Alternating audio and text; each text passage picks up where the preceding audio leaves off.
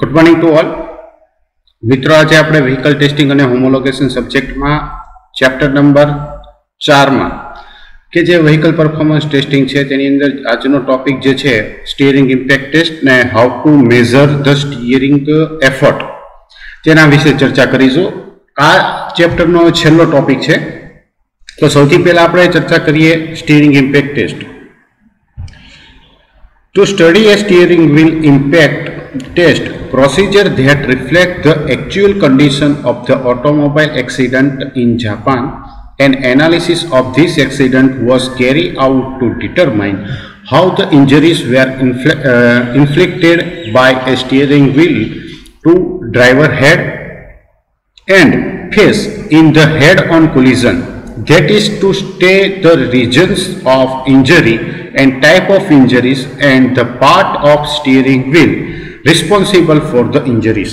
એટલે કે જાપાનની અંદર વ્હીકલના એક્સિડન્ટ વખતે એવી પરિસ્થિતિઓ જે છે કે તેને રિફ્લેક્ટ કરતી સ્ટીયરિંગ વ્હીલ ઇમ્પેક્ટ ટેસ્ટનો અભ્યાસ કરવા માટે એક એક્સિડન્ટનું એનાલિસિસ કરવામાં આવ્યું હતું કે જેથી એ નક્કી કરી શકાય કે સ્ટીયરિંગ વ્હીલ દ્વારા हेड અને फेस पर कई रीते ईजा थाय छे, एटले के इंजरी कया कया एरिया पर थाय छे, कया टाइपनी थाय छे अने स्टीयरिंग व्हीलना जे भागो आ इंजरी दरमियान जवाबदार होय छे तो ते नक्की करी शकाय। अने आ क्यारे करवामां आवे छे तो के ज्यारे हेड ऑन कोलिजन थतुं होय त्यारे, एटले के सामेना भागेथी व्हील जे छे ते टकराय अथवा तो बे व्हीकल जे छे ते एकबीजानी सामे सामसामे टकराय तो आवा समयगाळा दरमियान कया कया प्रकारनी इंजरीओ थती होय छे तो तेना नक्की करवा माटे आ टेस्ट जे छे ते करवामां आवे छे। अने आ एक्सिडेंट जे डमी उपर करवामां आव्यो छे अने डमी उपर कई कई जग्याए केवी रीते असर थाय छे तेने माप करवा तेनी साथे सेन्सरो पण एटेच करेला छे के जे અહીં આપણે ફિગરમાં જોઈ શકીએ છીએ। As a result, it was found that in addition to head injury, it was necessary to study the facial injuries। જ્યારે એક્સિડન્ટ આવી રીતે બનાવ એક્સિડન્ટ જે છે તે કરાયું તો તેના પરિણામે એક જણાયું કે હેડના ભાગે થતી ઈજાઓ છે તે ફેસના ઉપર થતી ઈજા કે જે કોઈ પણ ઇન્જરી છે તેના માટે સ્ટડી કરવું અગત્યનું બનતું હોય છે। These include the soft tissue injuries, which account for more than 70% of the injuries sustained by the occupant in the driver's seat in Japan। એટલે કે તેની અંદર નરમ પેશીઓ ને ઈજા થાય તે દર્શાવાયું છે। એટલે કે જે જાપાનની અંદર ડ્રાઇવિંગ સીટ ઉપર બેઠેલા લોકોને થયેલી ઈજાના 70% વધારે ઈજાઓનો સમાવેશ થયેલો છે। Regarding the soft tissue damage, the most frequently inflicted case of the head and facial injuries, data were arranged concerning the structure and mechanical properties of the skin to develop a new impact or with skin simulated material। એટલે કે જ્યારે soft ટિશ્યુને damage થયું એટલે કે ચહેરા ઉપર અને હેડ ઉપર જ્યારે ઇન્જરી जो સૌથી વધારે ભોગ થયા હોય તો આવા કિસ્સામાં નક્કી કર્યું કે નવી અસર જે છે તે ડેવલપ કરવા માટે અથવા તો ચામડી જે છે તેની ડમી મટીરિયલ વિકસાવવા માટે કોઈપણ મિકેનિકલ પ્રોપર્ટી અને તેના કન્સ્ટ્રક્શનને સંબંધિત ડેટાની વ્યવસ્થાઓ છે તે કરવામાં આવી હતી। The test conditions were established by taking into account of finding of the analysis of automobile accident and the behavior of dummy head in the crash। એટલે કે ઓટોમોબાઈલના એક્સિડન્ટના એનાલિસિસ માટે એક્સિડન્ટની અંદર ડમીના હેડની ઉપર કઈ રીતે અસર થઈ અને તેના હેડની બિહેવિયરના આધારે ધ્યાનમાં લઈને ટેસ્ટિંગ માટેની શરતો જે છે તે નક્કી કરવામાં આવી હતી। Finally, a series of impact tests was conducted to determine the issue of consideration for the impact or necessary to study soft tissue injury। એટલે કે છેલ્લે આ બધી અસરો ઉપર વિચારણા કર્યા પછી અમુક મુદ્દાઓ જે છે તે નક્કી કરવામાં આવ્યા હતા અથવા તો સોફ્ટ ટિશ્યુ ઇન્જરીનો અભ્યાસ કરવા માટે જરૂરી મુદ્દાઓ નક્કી કરવા માટે આવા સિરીઝ ઇમ્પેક્ટ ટેસ્ટની એક સિરીઝ જે છે તે હાથમાં લેવામાં આવી હતી અને તેના ઉપર કામ કરવામાં આવ્યું હતું. તો આ રીતે સ્ટીરિંગ ઇમ્પેક્ટ ટેસ્ટ જે છે તેની અંદર કયા પોઈન્ટ ઓફ વ્યૂ ટેસ્ટ કરવામાં આવે છે તે દર્શાવેલું છે. હવે આપણે આગળ જોઈશું measurement of the steering effort, એટલે કે સ્ટીયરિંગ ને એફર્ટ કરવાનું માપ કઈ રીતે માપવામાં આવે છે તે. તો તેમાં સૌથી પહેલા આપણે થિયરીમાં જોઈએ તો કે dismantle the standard steering wheel and prepare the steering wheel wiring. સૌથી પહેલા સ્ટાન્ડર્ડ સ્ટીયરિંગ વ્હીલ જે છે તેને ડિસમેન્ટલ કરવું અને તેની અંદર સ્ટીયરિંગ વ્હીલનું વાયરિંગ જે છે તે તૈયાર કરવું. ઇમ્પોર્ટન્ટની અંદર છે કે work on the airbag system should only be carry out by a skill person. એટલે કે જો એરબેગ સિસ્ટમનું કોઈ પણ કામ કરવાનું હોય તો આવા કિસ્સામાં સ્કિલ પર્સન દ્વારા કરાવવું. આ એક મહત્વનો પોઈન્ટ છે કે જે આપણે ધ્યાનમાં લેવો જરૂરી બનતો હોય છે. Insert in the constant on the steering column. Steering column જે છે તે કન્ટિન્યુઅસલી દાખલ કરો. Mount the CLS sensor to the column and tight it with the central screw. Steering column ઉપર CLS સેન્સર છે તે માઉન્ટ કરવું અથવા તો લગાડવું અને તેને સેન્ટ્રલ સ્ક્રૂની મદદથી ટાઈટ કરવું. Attach the steering wheel adapter on CLS sensor and fix it with a screw. Steering wheel ઉપર CLS સેન્સરનું એડેપ્ટર જે છે તે લગાવવાનું અને તેને 6 અને 8 સ્ક્રૂની મદદથી ફિક્સ કરવાનું. Place the encoder over the adapter and push it on the sensor then fix with the grub screw. એટલે કે એડેપ્ટર ઉપર એન્કોડરને રાખવામાં આવે છે અને ત્યારબાદ સેન્સરને દબાવવામાં આવે છે અને છેલ્લે તેને ગબ સ્ક્રૂની મદદથી ફિક્સ કરવામાં આવતું હોય છે. એનું ઇમ્પોર્ટન્ટ જે છે તે જોઈએ તો કે note the arrow on the encoder and KMT CLS sensor must be fire up when the mounting. એટલે કે એન્કોડર અને KMT CLS સેન્સર જે છે તે ધ્યાનમાં લઈ અને તેના ઉપર માઉન્ટ કરતી વખતે એરો કઈ બાજુ છે તે ચેક કરવું જોઈએ, કારણ કે જ્યારે માઉન્ટ કરતા હોઈએ છીએ ત્યારે તેમાં ફાયર અપ થવાના સંભાવના રહેલી હોય છે. Fix the angle restraint from the encoder to non rotating part of the vehicle. એટલે કે એન્કોડરમાંથી એંગલને રિસ્ટ્રેન કરે તેવો ખૂણો જે છે તે નોન રોટેટિંગ પાર્ટની અંદર ઠીક કરવાનો, સેટ કરવાનો, ફિક્સ કરવાનો. Mount the standard steering wheel on the adapter and screw it according to the manufacturer instruction. એટલે કે એડેપ્ટર ઉપર સ્ટાન્ડર્ડ સ્ટીયરિંગ વ્હીલને માઉન્ટ કરવાનું અને કારના મેન્યુફેક્ચરરના દર્શાવ્યા પ્રમાણે તેની અંદર સ્ક્રૂ વડે ફિટ કરવાનું. હવે કઈ રીતે અહીં જે સ્ટીયરિંગ વ્હીલની છે તે એક ઇમેજ દર્શાવેલી છે કે જેમાં આ જે એફર્ટને મેઝરમેન્ટ કરવા માટે ઇન્સ્ટ્રુમેન્ટ અથવા તો CLS સેન્સર કઈ રીતે લગાડવામાં આવે છે અને તેની રચના કેવી છે તે અહીં દર્શાવેલું છે. આગળ હવે આપણે વચ્ચે ટેસ્ટિંગ મેથડ જે છે તેની અંદર the original steering wheel must be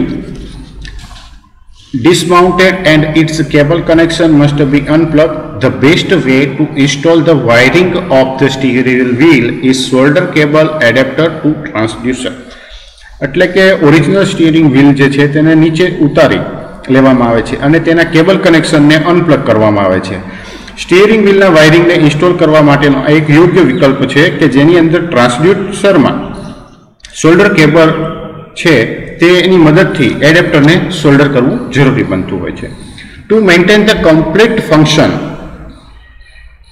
of the steering wheel it is necessary to reconnect all the signal for power, lean, bus and airbag. Therefore, the sensor has 6 identical soldering pads which can be used in either way. Each line has a continuous current rating of 4 ampere. Pay attention to ensure the identical pinning on the top and bottom side. Steering વ્હીલને પૂરી efficiency જાળવી રાખવા માટે power, લીન બસ અને airbag માટેના તમામ સિગ્નલો છે તે ફરીથી કનેક્ટ કરવા જરૂરી બનતા હોય છે કે જેથી સેન્સરમાં 6 જે એના સોલ્ડરિંગ પેડ આપવામાં આવેલા હોય છે તે યોગ્ય રીતે ઉપયોગી બની શકે. અને દરેક લાઇનનું કન્ટિન્યુઅસ કરંટ રેટિંગ જે છે તે 4 એમ્પિયરનું છે, એટલે કે ઉપરની તરફ અને નીચેની તરફ જે એનું પિનિંગ છે આઇડેન્ટિકલ પિનિંગ તે નક્કી કરવા ઉપર ધ્યાન રાખવું જરૂરી બનતું હોય છે. અને આ બંને તેની ફિગર જે છે તે સોલ્ડરિંગ પોઈન્ટ ઓફ જે છે તે અહીં નીચે ફિગરની અંદર દર્શાવેલા છે. નેક્સ્ટમાં આવે છે insert the vehicle specific steering column adapter over the teething of the steering column. The assembly may vary slightly depending on the car manufacturer. Steering કોલમના ટીથ ઉપર વ્હીકલની જે સ્પેસિફિક સ્ટીયરિંગ એસેમ્બલી જે છે તેનો એડેપ્ટર ઇન્સર્ટ કરવાનું car મેન્યુફેક્ચરરના દ્વારા જે કોઈ પણ સૂચનાઓ છે તેને ધ્યાનમાં લઈ અને આ એસેમ્બલી જે છે તે થોડીક અલગ પ્રકારની છે તે બનાવવામાં આવેલી હોય છે. અહીં નીચે ફિગરની અંદર કઈ રીતે એડેપ્ટર ઇન્સર્ટ કરવાનું તે દર્શાવેલું છે. નેક્સ્ટ આવે છે now plug the CLS sensor on the adapter of steering column. The angular position is arbitrary. Fix the sensor with the central screw of the steering column. The car manufacturer instructions should be followed, especially regarding the fastening, torque and screw locking. એટલે કે steering કોલમને adapter ઉપર CLS સેન્સરને plug કરવું અને તેના angular position ઉપર set કરવું, arbitrary ઉપર સેટ કરવું. ત્યારબાદ સ્ટીયરિંગ કોલમના સેન્ટ્રલ સ્ક્રૂ સાથે સેન્સરને સેટ કરી અને તેને ફાસ્ટનિંગ ટોર્ક વડે અને સ્ક્રૂ લોકિંગ વડે કારના મેન્યુફેક્ચરરના દર્શાવ્યા પ્રમાણે તેને ફિક્સ કરી દેવાનું અથવા તો તેને લોક કરી દેવાનું. અને આ વખતે જે મેન્યુફેક્ચરર દ્વારા ઇન્સ્ટ્રક્શન આપેલી હોય તો તેને આપણે પાલન કરવું જરૂરી બનતું હોય છે. એટલે કે સ્ટીયરિંગ કોલમની વચ્ચે જે સેન્ટ્રલી જે સ્ક્રૂ આવતો હોય તેને ફિક્સ કરવા માટે જે ટોર્ક જરૂરી હોય તે અહીં લગાવવાની વાત કરવામાં આવી છે. અને આટલા ટોર્ક પ્રમાણે સ્ટીયરિંગ કોલમ જે છે તે સ્ટીયરિંગ વ્હીલનો સેન્ટ્રલ બોલ્ટ છે તે ફિક્સ કરવાનો રહેતો હોય છે. Afterward, the steering wheel adapter will be mounted on the sensor body and screw with 8 M4 into 14 12.9 inches head screw with a fastening torque of 3 Newton meter. For dismantling, there are 4 thread for the ejection screw. Open the 8th screw, then eject the adapter with 4 ejection screw. એટલે કે જે ejection screw જે છે તેની position કઈ રીતે ખોલવાની અને બંધ કરવાની છે તે એસેમ્બલી માટેની જે ફિગર છે તેમાં દર્શાવેલી છે. એટલે કે સ્ટીયરિંગ વ્હીલ એડેપ્ટરને સેન્સર બોડી ઉપર લગાડવામાં આવે છે અને તેમાં 3 ન્યૂટન મીટરના ફાસ્ટનિંગ ટોર્ક સાથે 8 M4/14 12.9 ઇંચ હેડ સ્ક્રૂ જે છે તે લગાવવામાં આવતા હોય છે. અને ડિસમેન્ટલ કરવા માટે ઇન્જેક્શન સ્ક્રૂ દ્વારા 4 થ્રેડ આપેલા હોય છે અને 4 ઇન્જેક્શન સ્ક્રૂ સાથે એડેપ્ટરને બહાર કાઢવા કરતા 8 સ્ક્રૂને ખોલવા જરૂરી બનતા હોય છે. Place the encoder over the adapter and push it on the sensor by taking note of the arrow which indicate the angular position. Then fix it with 4 M25/4 gub screw. એટલે કે એડેપ્ટર ઉપર એન્કોડરને મૂકો અને તેની angular position દર્શાવતા એરોની મદદથી તેને sensor ઉપર પ્રેસ કરો. ત્યારબાદ તેને 4 M2.5/4 ગબ સ્ક્રૂની મદદથી સેટ કરો. આ બધી પોઝિશન જે છે તે રીતે માઉન્ટિંગ કરવાની છે તો તે સાથોસાથ નીચે ફિગરની અંદર દર્શાવેલી છે કે જેથી આપણને સમજવામાં સરળતા રહેતી હોય. Fix the restraint from the encoder to a fixed part of vehicle. This connection should be very firm to achieve the correct angular accuracy. એટલે કે એન્કોડરમાંથી વ્હીકલના ચોક્કસ ભાગને કંટ્રોલ કરવામાં આવે છે, રિસ્ટ્રેન્ટ કરવામાં આવે છે અને આની મદદથી આ કનેક્શનની મદદથી આપણને સાચી એંગ્યુલર એક્યુરેસી જે છે તે મળતી હોય છે અને તેના માટે આપણે જાળવવું પણ પડતું હોય છે. Mount the standard steering wheel on the KMT CLS transducer assembly. This operation should be should I come out according to the car manufacturer instruction. એટલે કે KMT-CLS ટ્રાન્સડ્યુસર એસેમ્બલી પર સ્ટાન્ડર્ડ વ્હીલ સ્ટીરિંગ વ્હીલ જે છે તે mount કરવામાં આવે છે અને આ ઓપરેશન માટે કારના મેન્યુફેક્ચરર દ્વારા જે કોઈ પણ ઇન્સ્ટ્રક્શન આપવામાં આવેલી હોય છે તેનું સંપૂર્ણ રીતે પાલન કરવામાં આવે છે. ઇમ્પોર્ટન્ટ આ વખતે શું છે તો કે work on the airbag should be only be perform by skill personal. તો કે એરબેગને લગતું જે કોઈ પણ કાર્ય હોય છે તો તે માત્ર સ્કિલ પર્સન દ્વારા જ કરાવવું જરૂરી બનતું હોય છે. કે આ પોઈન્ટ આપણે શરૂઆતમાં પણ ધ્યાનમાં લીધો હતો અને લાસ્ટમાં પણ ધ્યાનમાં લઈએ. એટલે કે એરબેગનું કામ કરતી વખતે જે વ્યક્તિ તેના કામ માટે યોગ્ય છે તેને જોડે જ કરાવવું જરૂરી બનતું હોય છે. નેક્સ્ટ આગળ જોઈએ તો the cable of transducer must connect to the socket on the rear panel of control unit. To power the complete system, there are two 4 mm banana sockets on the rear panel. They must be connected to the on-board electrical system or another suitable power supply. ટ્રાન્સડ્યુસરનો cable છે તે control યુનિટની પાછળની panel ઉપર socket સાથે connect કરવો જરૂરી બનતો હોય છે અને આ સંપૂર્ણ સિસ્ટમને પાવર આપવા માટે પાછળની પેનલ ઉપર 4 mm ના બનાના સોકેટ જે છે તે આપવામાં આવેલા હોય છે અને તેઓ ઓનબોર્ડ ઇલેક્ટ્રિકલ સિસ્ટમ અથવા તો અન્ય કોઈ પણ ઇલેક્ટ્રિસિટીની સાથે કનેક્ટ થયેલા હોવા જરૂરી બનતા હોય છે. The power supply including the package can be used for the testing in laboratory or in the test rig. After the power up of the control unit, an automatic shut-in sensor will be activated. It produces a test signal of about 80 Newton meter, which bolt for about 10 seconds. એટલે કે જ્યારે પેકેજની અંદર electricity જે છે તેનો ઉપયોગ laboratory અથવા તો ટેસ્ટિંગની અંદર ટેસ્ટિંગ માટે કરવામાં આવતો હોય છે અને કંટ્રોલ યુનિટને પાવર અપ કર્યા પછી સેન્સરની અંદર ઓટોમેટિક શન્ટ જે છે તે એક્ટિવેટ થાય છે કે જે લગભગ 80 ન્યૂટન મીટરનું ટેસ્ટ સિગ્નલ આપે છે અને તે 10 મિનિટ સુધી બોલ્ડ થતું હોય છે. This is a simple function test of the torque channel with the push button call. On the front panel, the user can release an auto zero procedure. એટલે કે તેની અંદર ટોર્ક ચેનલ જે છે તે સિમ્પલી ફંક્શનલ ટેસ્ટ છે અને આગળની પેનલ ઉપર પુશ બટન CAL સાથે ઉપયોગ જે કરે છે તેનું ઓટો ઝીરો પ્રક્રિયા માટેનું ધ્યાન જે છે તે કરે છે. Important attention, only active with can interface for the torque and the angle channel. For the analog offset, please use the potentiometer.